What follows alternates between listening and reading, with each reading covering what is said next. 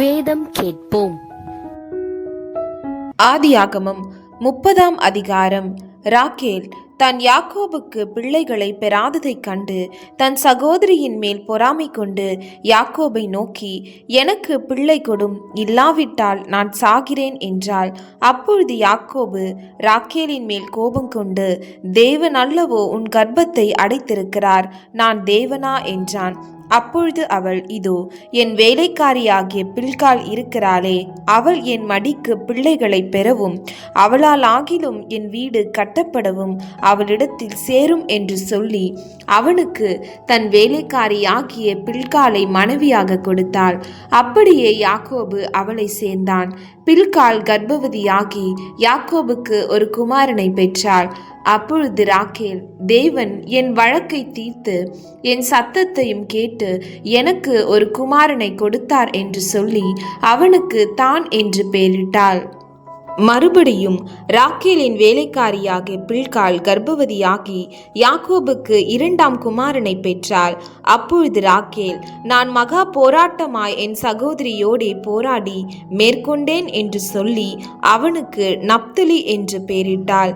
லேயாள் தான் பிள்ளை பெறுகிறது நின்று போனதைக் கண்டு தன் வேலைக்காரியாகிய சில்பாளை அழைத்து அவளை யாக்கோபுக்கு மனைவியாக கொடுத்தாள். லேயாளின் வேலைக்காரியாகிய சில்பாள் யாக்கோபுக்கு ஒரு குமாரனை பெற்றாள். அப்பொழுது லேயாள் ஏராளமாகிறதென்று சொல்லி அவனுக்கு காத் என்று பெயரிட்டாள். பின்பு லேயாளின் வேலைக்காரியாகிய சில்பாள் யாக்கோபுக்கு 2ஆம் குமாரனை பெற்றாள். அப்பொழுது லேயாள், நான் பாக்கியவதி, ஸ்திரீகள் என்னை பாக்கியவதி என்பார்கள் என்று சொல்லி அவனுக்கு ஆசேர் என்று பெயரிட்டாள். கோதுமை அறுப்பு நாட்களிலே ரூபன் வயல்வெளியிலே போய் தூதாயும் கனிகளை கண்டெடுத்து அவைகளை கொண்டு வந்து தன் தாயாகிய லேயாளிடத்தில் கொடுத்தான்.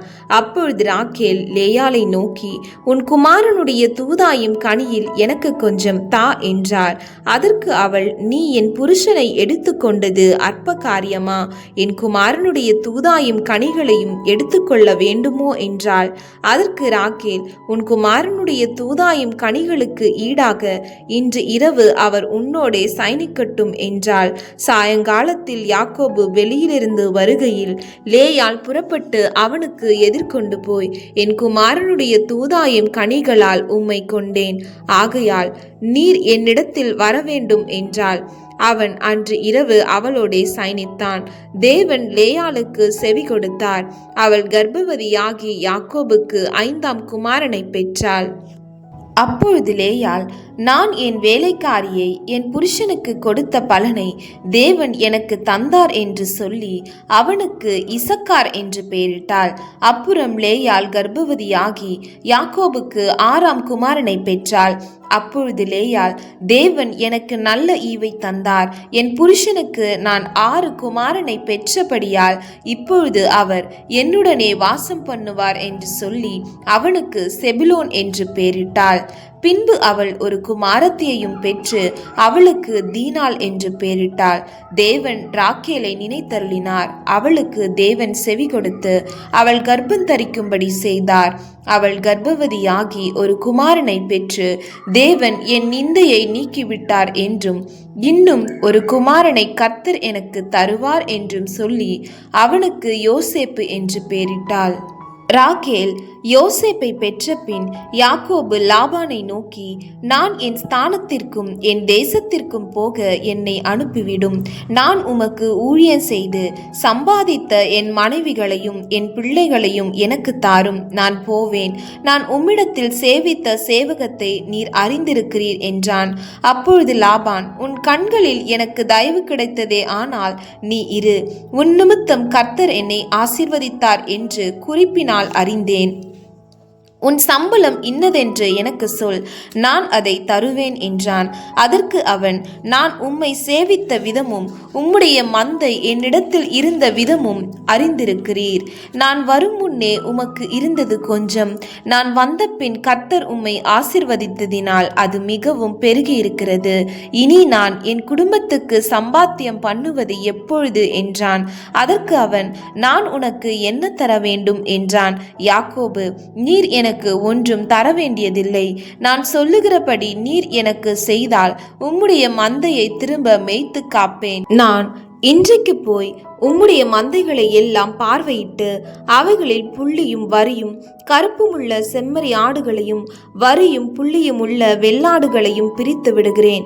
அப்படிப்பட்டவை இனி எனக்கு சம்பளமாய் இருக்கட்டும். அப்படியே இனிமேல் என் சம்பளமாகிய இவற்றை நீர் பார்வையிடும் போது என் நீதி விளங்கும்.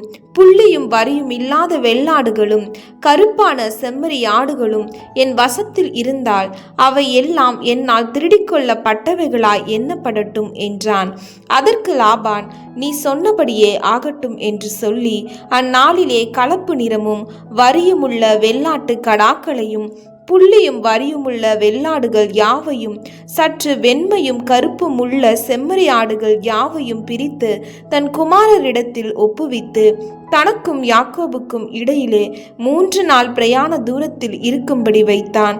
லாபானுடைய மற்ற ஆடுகளை யாக்கோபு மேய்த்தான். பின்பு யாக்கோபு பச்சையாயிருக்கிற புன்னை வாதுமை அர்மோன் என்னும் மரங்களின் கொப்புகளை வெட்டி இடையிடையே வெண்மை தோன்றும்படி பட்டையை உரித்து தான் உரித்த கொப்புகளை ஆடுகள் தண்ணீர் குடிக்க வரும் கால்வாய்களிலும் தொட்டிகளிலும் ஆடுகளுக்கு எதிராக போட்டு வைப்பான். ஆடுகள் தண்ணீர் குடிக்க வரும்போது பொழிவதுண்டு.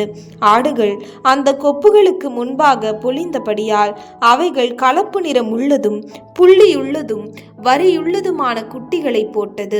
அந்த ஆட்டு குட்டிகளை யாக்கோபு பிரித்து கொண்டு ஆடுகளை லாபானுடைய மந்தையில் இருக்கும் கலப்பு நிறமானவைகளுக்கும் கருப்பானவைகள் எல்லாவற்றிற்கும் எதிராக நிறுத்தி தன் ஆடுகளை லாபானுடைய மந்தையோடே சேர்க்காமல் தனிப்புறமாக வைத்து கொள்வான். பலத்த ஆடுகள் பொழியும் போது அந்த கொப்புகளுக்கு எதிரே பொழியும்படி யாக்கோபு அவைகளை அந்த ஆடுகளின் கண்களுக்கு முன்பாக கால்வாய்களிலே போட்டு வைப்பான். பலவீனமான ஆடுகள் பொழியும் போது அவைகளை போடாமல் இருப்பான். இதனால் பலவீனமானவைகள் லாபானையும் பலமுள்ளவைகள் யாக்கோபையும் சேர்ந்தன. இவ்விதமாய் அந்த புருஷன் மிகவும் விருத்தியடைந்து திரளான ஆடுகளும் வேலைக்காரிகளும் வேலைக்காரரும் ஒட்டகங்களும் கழுதைகளும் உடையவனானான்.